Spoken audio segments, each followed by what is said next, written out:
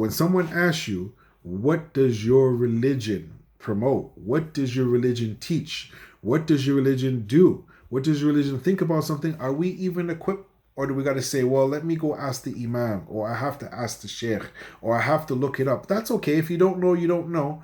But for how long? I remember I asked one brother a question, and he's in his late 60s. And mashallah, tabarakallah, the brother has a very, very beautiful beard. I asked him a couple of basic questions, and the brother couldn't answer. And I said to him, Akhi, if you like, I can share with you this information. The brother said, who do you think you are to come and tell me anything? I said, Akhi, I'm your brother. I go, if you want to tell me something or teach me something, then inshallah, ad-din al-nasiha, ad-din al-nasiha, ad-din al-nasiha, qulna liman ya Rasulullah, qala lillahi, wa li kitabihi, wa li rasuli, wa immatu muslimin, wa ammatihim. I told him this hadith. I said that religion and sincere advice, it is to Allah, to the book of Allah, Ilahi al-Kitabi Rasuli, and to his messenger. And sincere advice is to the imams, the leaders, the imams, and to the common folk. I said, either if you consider yourself a leader, I can advise you, and if you're a common folk, I can also advise you. So I tried to tell the brother, and when he said to me, no, you're just a new Muslim. You're just a new Muslim. I've been Muslim my whole life. I have 1,000 years of Islam. And I said, Akhi, the haq fawq al-jami'. This is a principle in the Usul al-Fiqh. Al-haq fawq al-jami'. That the truth is above everyone and anyone. As long as we can get to the haq, nadru ma'adilil haythu yadar, we follow the evidence wherever it takes us. This is what our religion teaches. We look for dalil, burhan, we look for hujjah. These are from our religion. So the brother and me, we had this discussion, and the brother said, Akhi, do you eat halal meat? I said, brother, we're talking about another religion. Another aspect of our religion. Let's not talk about that right now because there's some difference of opinion. He said, no, I just want to know, how do you make your money? I said, Akhi, we're talking about one issue. Let's just deal with one issue at a time. So I find that sometimes the Muslims, they have their own mind virus. They can't stay on one subject. And if you try to show them something, they have what they call cognitive dissonance. Cognitive dissonance is that you've believed something for so long that when new information or true information comes, it's like you just have this mental breakdown, this glitch in your head, and you don't want to hear anything that person has to give you. Even if it's someone who is known to be very knowledgeable, it might take them some time to get the information in their mind. And over the years, it's been very, very frustrating for me as a new Muslim. Like I said, brothers and sisters, I'm still striving to learn. I got lots to learn. I realize the more that I study, the more that I need to learn. And we're at a time right now, brothers and sisters, it's critical.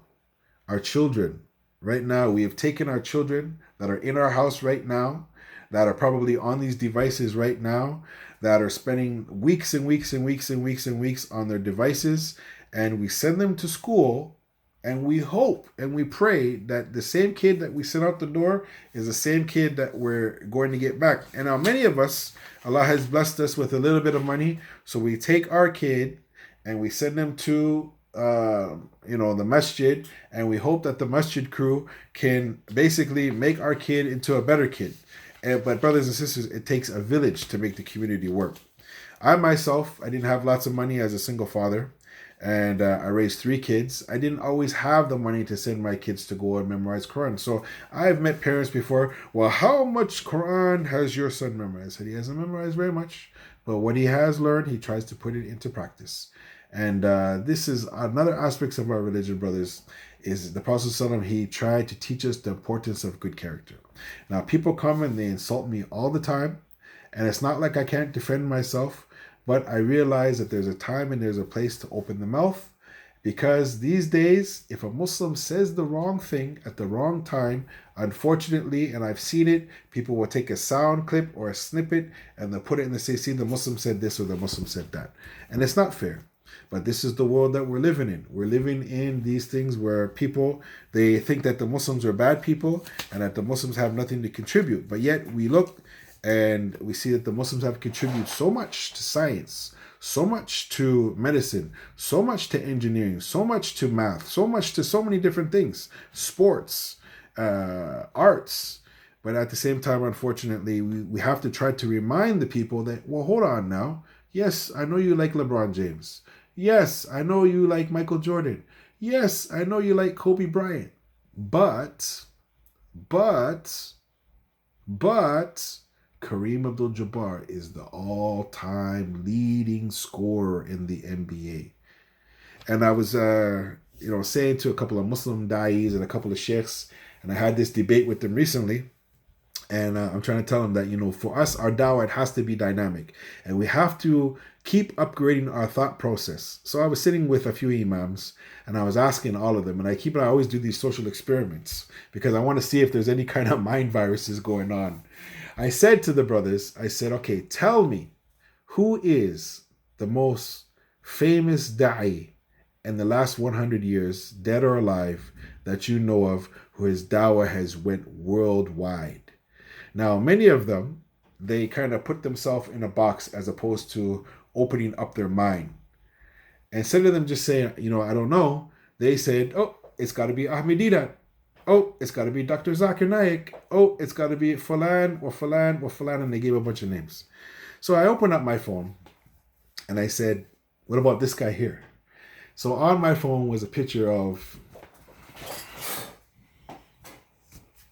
you can see what my t-shirt says, Muhammad Ali. So I said to them, this is the most world-renowned, outspoken propagator of our faith in the last 100 years. He's the most world-renowned. Everybody in the world, they know Muhammad Ali. So one of the brothers, well, he wasn't a scholar. And I said, okay, nobody said he was a scholar. Well, he didn't know much Quran. Well, nobody said he had to know much Quran. Well, he didn't know the Arabic language. He was Muslim? Yes, he was Muslim. Did the whole world know who he was? Yes. Was he propagating Islam? Yes. So this is what we say to our brothers. If you're a Muslim taxi cab driver, if you're an Uber driver, if you're an engineer, if you're a doctor, if you're a lawyer, if you're a butcher, the baker, the candlestick maker, it doesn't matter. It doesn't matter. Where's your good character? Are you a good Muslim? Are you calling to Allah? Are you being good? Are you being a good model citizen? These are the things that are extremely important. I have a family member, believe it or not, his mother named him Muhammad after Muhammad Ali, and he's not Muslim. I have another friend who grew up, his name is Abdullah, and he's not Muslim. They are named after Muslims, Muslim actors, Muslim speakers. I myself, I took my name, Abdul Shaheed, from a hip-hop guy named Ali Shaheed Muhammad from the group called Tribe Called Quest, as it was very influential in my life. And this is what we're saying is that, how people are getting the message these days, brothers and sisters, we're coming from many different walks of life. I myself, I came through a religion and my family where one side of my family, they believe in Native American spirituality. Some of them believe in Jewish spirituality. Some believe in Baptist spirituality. Some believe in Catholic spirituality. So as a young boy growing up, do you think I was confused? Nope. I was concerned. So I started to figure out what is the best life path for myself. And I've arrived here, walillahi alhamd.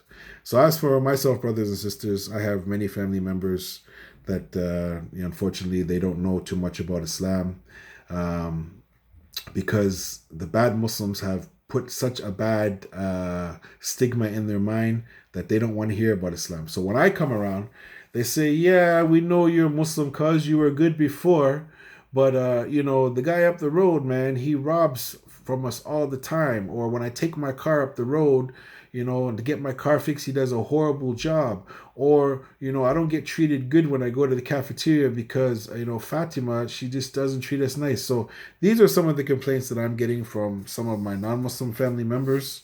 And, brothers and sisters, there's one thing that's so profound to me. One of my teachers before he passed away, he said one thing, man, it has struck me so hard and it has hit me so hard. He said that the haqq, the truth, is so hard to accept. It's so hard to swallow. Adding with that bad manners, bad behavior, people will never accept the truth of Islam. Imagine, the truth within itself is hard to accept. But now coupling that with bad manners is horrible. And the Prophet ﷺ, he actually said the opposite of that. He said, إِنَّمَا بُعِثْتُ لِأُتَمِّمَ مُكَارِمَ الْأَخْلَاقِ. I have not been sent except to establish and to promote the good manners and the good behavior. So, brothers and sisters, inshallah ta'ala, I'm trying my best as a Muslim. I've been Muslim now for almost 30 years now, coming up to 30 years. I'm still growing. And I ask you to continue to grow. If you think that you figured it all out, or that you know it all, or nobody can pull your coat, as we say in my culture, and advise you and to try to school you to the happenings, as we say in our culture, I'm trying to teach you something. No, brothers and sisters, we all can share different things. I have brothers all the time. They send me DMs and they send me WhatsApp messages and they advise me, bro, you should have said this, you should have said that, don't do this, don't do that. We need brothers and sisters who care about one another and that we advise one another. Yes, the truth is definitely no doubt a bitter pill to swallow.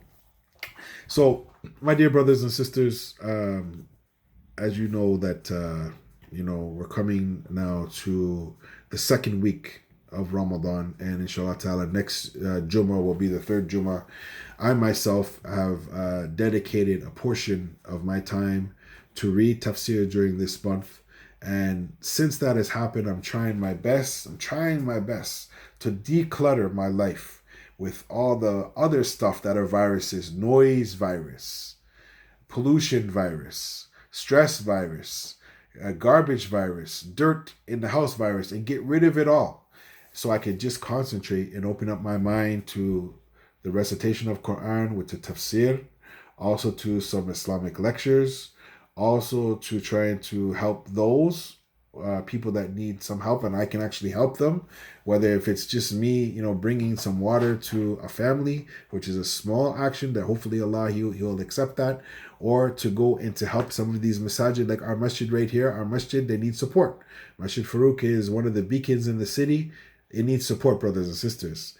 The masjid is only as strong as the community is strong. If the community is not strong, the masjid won't be strong. So for many years, brothers and sisters, I myself have been working with these brothers over here, and they love me and I love them. And inshallah ta'ala, we're doing our best to work together to try to educate the Muslims a little bit at a time. Let us rewind. Don't get your mind destroyed by the mind virus. Wa akhira da'wana and alhamdulillahi rabbil alameen. We leave the next 10 minutes, bi'idhnillahi ta'ala, for Q&A if possible. Inshallah ta'ala, what I'm going to do, I'm going to send these articles to the brothers at the masjid. And if anybody would like to get a copy of those articles, which I was referring to earlier, I said them in the lecture, then you can get it and you can read it and you can see how deep it really goes, and how much interest you should put into it, knowing that if you have children that are going to go into university, that they have some information, that there's people out there that are trying to promote the negative mind virus. Now, brothers and sisters, if there's any comments or questions, you can enter them into the chat. We have a few minutes for that, inshallah. Okay, so there's something here where it goes, I just watched a video today of someone trying to criticize Mufti Make for using tools like Snapchat. He handled it well. I used to listen to another sheikh, but I realized that the world he was building me to was only available within a strict Muslim country where the laws support this. Thus, I think one of our problems is being judgmental. While the influences from the entertainment or sports are so powerful, I strongly support what you stated, that the youth of today face so many competition, especially from the social media, and I look back to my time as a youth. Thus, we need you on these platforms to engage and redirect us to also remind us. Well, just one point, you need more than me. I mean, mashallah, I'm a good guy to have on your team, but we need more than me, brothers and sisters. We need a team of people to be able to sit and work together and to try to navigate. This social media is constantly changing. I myself was on Facebook the other day, and they asked me, do I want to change this format and change that format? So I changed it, and I asked my son, well, where did this go? How do you work it? So I myself, I don't know how to use this technology. I'm trying to use it, and then there's people who they don't want to use this technology at all. And then when you tell them, hey man, why don't you start now? They say, nope, don't want to turn it, don't even want to try it. So this technology keeps evolving. We need to work with our youth, show them our tradition. This is the really important point I want everybody to take away from this. We want to keep our traditions, and we want to use the technology to put them together. So, there's something called TNT. We know what that means. It's very dynamic. It's very dynamic. TNT could be like dynamite. So when we use our traditions with the technology, brothers and sisters, in the good part, I'm talking about propagating the religion, that inshallah ta'ala, our youth could be in the forefront in trying to teach people the right understanding of Islam. Afdal al-Islam al-Hanafiyyat al-Samha, the Prophet said. He said that the best form of Islam is the religion that is tolerant. Afdal al-Islam al-Hanafiyyat al-Samha. Also, he also mentioned, brothers and sisters, that our religion, it is something that is easy for us to practice. In the Deen al-Yusr, this religion is easy to practice. But the question is did we really even study the religion? I mean, I don't know, man. Sometimes, I bump into Muslims and I ask them, what is Islam? And they don't know. I ask people in their 10 years old, 20 years old, 30 years old, 40 years old, 50 years old, what is Islam? What is the scholastic definition of Islam? And they don't know. And I say, okay, well, brother, do you know? I say, yes, I know. I studied it. Al-Islamu huwa al-istislamu lillahi bit-tawheed وإنقياد لطاعة وخلوص من الشرك وأهله. الإيمان قول باللسان والتصديق بالقلب وعمل بالجوارح. الإحسان أن تعبد الله كأنك تراه فإن لم تكن تراه فإنه يراك. These are the different three maratib of Islam. We have to study this stuff. It's from our religion. Yes, we memorize Quran. Yes, we memorize dhikr. Yes, we memorize stuff. There's so much stuff to practice and memorize. The question is it going to be put in a level that we could teach over a period of time? A curriculum. Where is our curriculum to teach and to help people progress? I myself, I just finished Ajrumiyah for the 10th time, and I still don't understand it. Ma afham shay'an. Because it's big, but if my teacher told me, if you continue to keep knocking down the blocks, you keep going up the steps, sooner or later, some of it might get into the mind that has the virus in it. And it has the mind as all the music that I grew up listening to, brothers and sisters. I'm still trying to get that out of my head. I'll be driving down the road and I hear somebody play a song from the old days, and those lyrics are still, unfortunately, in my head. I need more Quran in my head. Now, tafaddal. Next question. Any questions? What's your advice for those of us who came from conservative societies and live here? Okay, well, this is a big problem. I know a brother who's very, very strict with his family. And I tried to tell the brother that you have to find some time, man, for your family to be able to, breathe. The brother does all the grocery shopping. The brother does all the shopping. He doesn't want his wife to go out anywhere. And then unfortunately we find out that, some of the sisters, they're having some mental lapses and some mental breakdowns and some depression. Go with your wife and go shopping with her. Go to the grocery store with her. If you're afraid, to me, it just doesn't make any sense. You come from the land of the Muslims. Now you're not in the land of the Muslims anymore. Okay, you still want to practice Islam. The religion is very flexible. It's very wide. It's not very narrow. Dayak. It's not dayak. It's wasi'. There is some flexibility in our religion. There is some, many people, they just say it's halal and haram. No, there's halal, haram, mubah, mustahab, makruh. Like, it's shades of gray in there. It's not just a one stamp and that's it. I have a lot of discussions with some brothers and they never studied usul fiqh. So I'm constantly giving them different principles. And I say, look, I just learned this recently. And they're like, there's something like that? I say, yes, there's something like that. They go, we just thought that you just memorize Quran and that's it. So no, well, with the stuff that we're studying, it's coming from the Quran. The scholars, they deduce these rulings from the Quran. So brothers and sisters, we need to realize that the society that we live in, there's a lot of pros and there's a lot of cons. From amongst the pros is that I can go and I can drink Tim Hortons, alhamdulillah. Or I can go to another beautiful place. Other places in the world, you can't get anything. You can't get water. You can't get rice. You can't get anything. Right now, some of the brothers that I know, they're in other countries. They can't even leave their house hardly, except for just to go to the quick store and come right back. If I want to drive up the road to the pizza place, or if I want to drive to the chicken joint, or if I want to drive up the road and get a burger, I can do that. They can't do that. So, being conservative, brothers and sisters, we got to realize that our religion, we're conservative within ourselves, but where the religion gives us some flexibility here and there, then inshallah ta'ala, we shouldn't be so hard, because we have to understand that our religion, it's based on kitab and sunnah.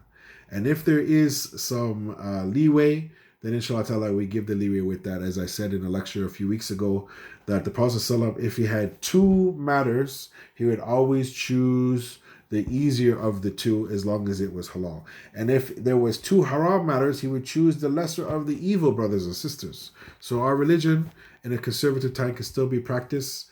Some brothers, they believe that by me wearing a hat like this, that I've left Islam just by wearing a hat. And I asked them, Kul hatu burhanakum in kuntum la sadiqin, produce your proof if you're speaking the truth. Now, next question. I think we only have 3 minutes left.